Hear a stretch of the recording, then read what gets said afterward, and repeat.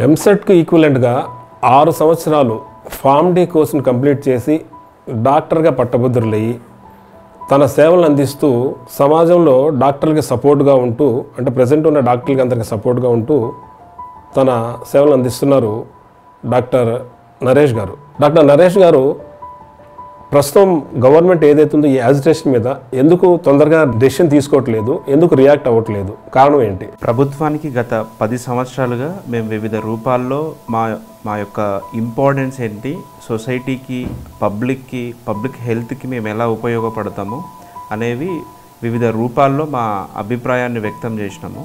దురదృష్టవశాత్తు ఇప్పుడున్న గవర్నమెంట్కి కానీ లేదా గత ప్రభుత్వాలకు కానీ వైద్యం, పబ్లిక్ హెల్త్ అంటే కేవలం నామమాత్రంగా పబ్లిక్ హెల్త్ అందిస్తే చాలు అన్న ధోరణిలో ఉన్నారు తప్ప ప్రజల యొక్క డబ్బుతోటి నిర్మితమైన హాస్పిటల్స్లో పబ్లిక్కి క్వాలిటీ హెల్త్ సర్వీస్ ఇవ్వాలి అన్న ఆలోచన చాలా తక్కువ ఉన్నట్టు అనిపిస్తుంది. పబ్లిక్కి ఆ క్వాలిటీ హెల్త్ సర్వీసెస్ ఇవ్వాలి అని అంటే మాలాంటి ఒక మెకానిజం అనేది ప్రతి ప్రభుత్వ హాస్పిటల్లో అవసరం. ఈరోజు ప్రభుత్వాలు kidney diseases, chronic kidney diseases అని, డయాలసిస్ అని, లైఫ్ స్టైల్ డిసీజ్ అని ప్రతి ఇంట్లో మొన్న సర్వే గవర్నమెంట్ ఆఫ్ తెలంగాణ చేసిన సర్వేస్లో హెల్త్ ప్రొఫైల్స్లో ప్రతి ముగ్గురులో ఒకరికి ఏదో ఒక బీపీనో, షుగరో, కిడ్నీ ప్రాబ్లమో లాంటి దీర్ఘకాలిక రుగ్మతలు ఉన్నాయి. అలాంటి వాటిని చక్కగా నియంత్రించడంలో మా యొక్క పాత్ర చాలా ఉంటుంది. ఫిజిషియన్స్తో పాటు అంతే ఈక్వాలెంట్గా ఉంటుంది. ఎందుకు అనంటే ఒక రోగికి ఏదైనా లైఫ్ స్టైల్ డిసీజ్, దీర్ఘకాలిక వ్యాధి వస్తే, పర్టికులర్గా డయాలసిస్ అనేది మన తెలంగాణ ప్రాంతంలో విస్తృతంగా కేసులు పెరుగుతున్నాయి, డయాలసిస్ సెంటర్లు పెరుగుతున్నాయి. ప్రభుత్వాలు దానికి చాలా డబ్బు వెచ్చిస్తున్నాయి, సెంటర్స్ పెంచుతున్నాయి. ఇప్పుడు వాళ్ళకి అనేక రకాల సదుపాయాలు కనిపిస్తున్నాయి. కానీ ఈ డయాలసిస్ అసలు రాకుండా ఎలా ప్రివెంట్ చేయొచ్చు అనే దాని మీద మాకు చాలా నైపుణ్యం ఉంది.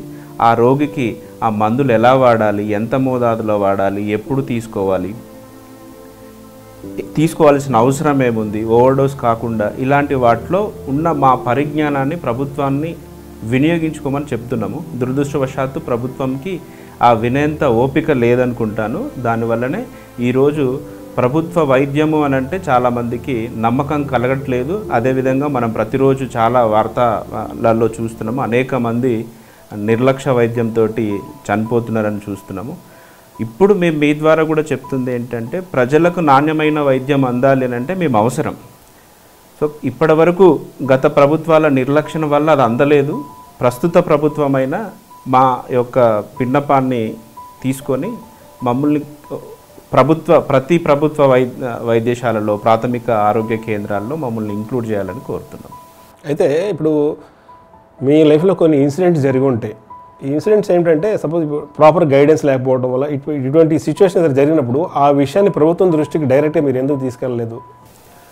ప్రభుత్వానికి అసలు మా యొక్క విన్నపం వినే వ్యవస్థ లేదు ప్రస్తుతానికి. సో తెలంగాణ ఫార్మసీ కౌన్సిల్ అనేది అనేక ప్రయత్నాల వల్ల ఏర్పాటు చేసినారు. కానీ దురదృష్టవశాత్తు ఆ తెలంగాణ ఫార్మసీ కౌన్సిల్లో కూడా ఫంక్షనల్గా పనిచేసే వాళ్ళు ఎవరూ లేరు. ఫార్మసీ విద్య పట్ల, ఫార్మసీ వ్యవస్థ పట్ల అవగాహన ఉండి అంకిత భావంతో కలిగిన వాళ్ళు ఎవరూ లేరు.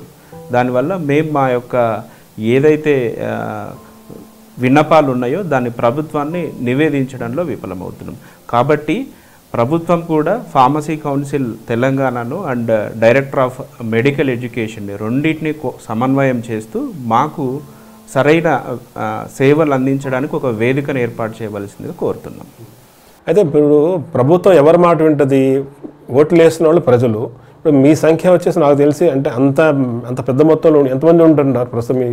సుమారుగా 40,000 మంది తెలంగాణ రాష్ట్రంలో ఉన్నారన్న. అంటే పెద్ద సంఖ్య ఉంది. మరి అంటే ఈ 40,000 మంది కూడా అంతమంది కలిసి ఫైట్ చేస్తున్నప్పుడు ప్రభుత్వం అసలు లొంగపోవడానికి కారణం ఏంటి?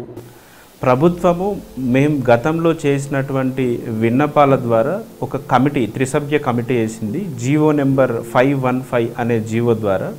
దురదృష్టవశాత్తు ఆ కమిటీ కనుమరుగైపోయిందా, ఇప్పుడు ఉందా లేదా అనేది కూడా తెలియట్లేదు. ఆ కమిటీ ఇచ్చే ఇన్ఫర్మేషన్ని బేస్ చేసుకొని మాకు ఉద్యోగాలు లభిస్తాయన్న ఆశాభావంతో ఉన్నాము. గత ప్రభుత్వాల నిర్లక్ష్యం వల్ల అందలేదు. ప్రస్తుత ప్రభుత్వం దీని మీద చొరవ చూపిస్తుందని ఆశిస్తున్నాము.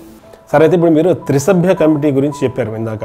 అయితే త్రిసభ్య కమిటీ ఏదైనా ఒక రిపోర్ట్ ఏదో ఇచ్చి ఉంటుంది నాకు తెలిసి. అంటే ఎందుకంటే ఒక కమిటీ వేసాక కంపల్సరీ కమిటీ దానికి ఫీడ్బ్యాక్ ఏదో గవర్నమెంట్కి పాస్ ఆన్ చేస్తుంది. మరి ఆ ఫీడ్బ్యాక్ ఇచ్చిందా? ఒకవేళ ఇచ్చి ఉంటే ఎక్కడుంది, దాని స్టేటస్ ఏంటి? ప్రస్తుతం మాకున్న సమాచారం మేరకు త్రిసభ్య కమిటీ యొక్క సిఫార్సులు జిఏడి డిపార్ట్మెంట్లో ఉందన్నమాట, జనరల్ అడ్మినిస్ట్రేషన్ డిపార్ట్మెంట్లో ఉన్నాయి. దాంతోపాటు మాకు త్రిసభ్య కమిటీ ఏర్పాటు అయినప్పుడు దురదృష్టవశాత్తు ఫార్మసీ కౌన్సిల్ నుంచి కూడా రెగ్యులేషన్స్ పూర్తి స్థాయిలో రాలేదు. కానీ 2021 ఫార్మసీ ప్రాక్టీస్ రెగ్యులేషన్స్ ప్రకారము ఫార్మ్ డి ఉత్తీర్ణులైనటువంటి వాళ్ళు ఎక్కడ ఉద్యోగాల్లో, ఏ ఉద్యోగాల్లో, ఎలాంటి క్యాడర్లో ఉండాలి అనేది గవర్నమెంట్ ఆఫ్ ఇండియా గెజెట్ ద్వారా రిలీజ్ అయినాయి. వాటిని బేస్ చేసుకొని ప్రస్తుతం ప్రభుత్వము చొరవ చూపి ఆ త్రిసభ్య కమిటీ సిఫారసుల మేరకు మమ్మల్ని గవర్నమెంట్ ఆఫ్ తెలంగాణ ప్రతి పిహెచ్సిలో రిక్రూట్ చేసుకునే విధంగా చొరవ చూపాల్సింది కోరుతున్నాం.